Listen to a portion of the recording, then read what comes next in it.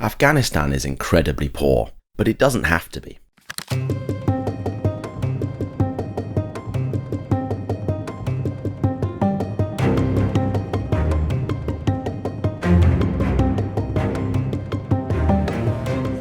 Afghanistan's economy has entirely failed.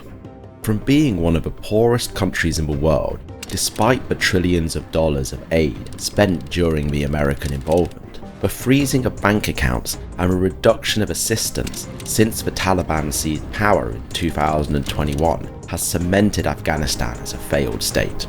The country's economic catastrophe comes on top of decades of conflict and foreign military involvement. Today, nearly half of all Afghans live in extreme poverty. Nearly 20 million people are on the brink of famine, and 80% of households lack access to clean water. The situation is dire, but Afghanistan has a route out of its economic crisis, and soon many of the nations who have fought in the country and currently sanction the Taliban will be trying desperately to trade with the Islamic Emirate.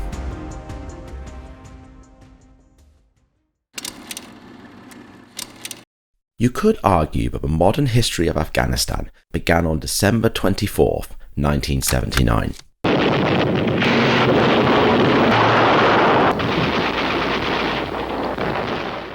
On that day, tens of thousands of Soviet troops poured across the border.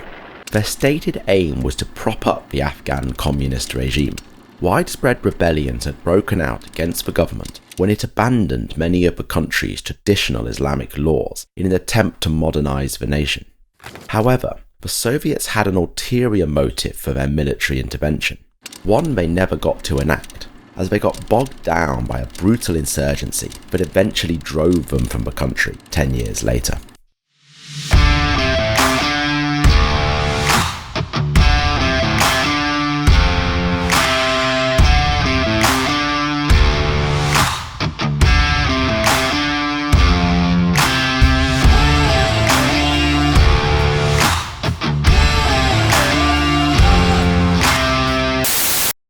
The Americans and their European allies arrived in Afghanistan only 12 years after the Soviets left.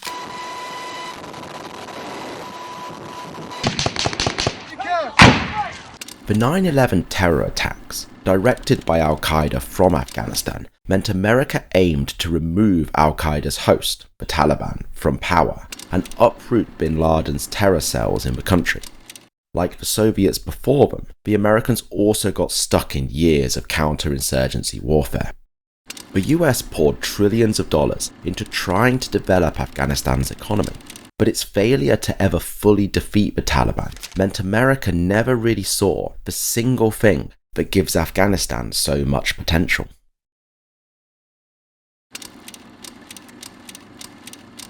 Over the next 10 years, this is going to be probably the most important resource in the world. It's lithium, and it's one of the most important components in batteries. It's vital for everything from electric cars to mobile phones. Already global powers are hunting for ever more lithium deposits, and as economies start to go green, dominating supplies of this vital resource is going to be key in determining which nations come out on top. Afghanistan has some of the largest natural resource reserves in the world. In fact, Afghanistan is not only massively rich in lithium, but also in copper, gold, barite, talc and zinc, all resources that are vital for the green revolution. These resources remain almost entirely untapped, and Afghanistan's current global isolation means one of the country's major potential sources of wealth generation is still in the ground. However, were Afghanistan to exploit its resources right at the time when the global economy is seeking out minerals needed for green technologies, Afghanistan could be economically transformed. The main issue, though, is that Afghanistan lacks almost all of the finance, equipment and expertise needed to actually mine its mineral reserves. This could be about to change, though, as one major global power already has eyes on Afghanistan's mineral wealth.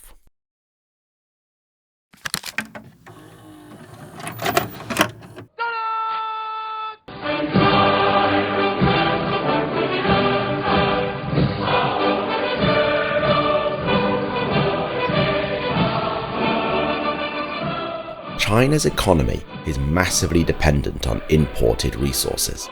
In order to sustain economic growth, China must secure access to the resources its economy depends on. And they know this.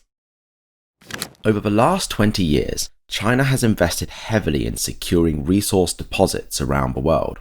It's especially funneled money into developing countries, including building the infrastructure needed to ship resources back to China.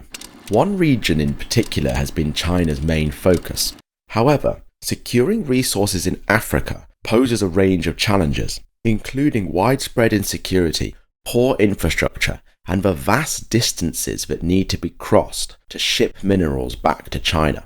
These are all factors that China is well aware of, which is why they are hunting for resources closer to home.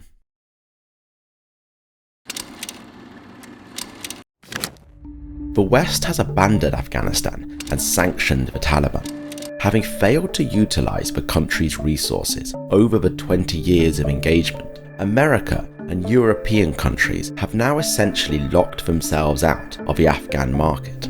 But other countries are not so fickle. China has no real issues about working with the Taliban and doesn't feel pressure to abide by Western sanctions. China is already proposing heavy investment in Afghanistan's resource sector. This could be a game changer for the Afghan economy. However, the Taliban are not so quick to sign away their mineral rights. China has had a relationship with the Taliban for decades. Although never formally establishing ties, China also never broke off engagement with the Taliban after their 2001 fall from power. Now the Taliban are back firmly in control of Afghanistan, China is hoping to build on its years of talking. China also knows that the Taliban seek investment and that Western companies are unlikely to engage soon.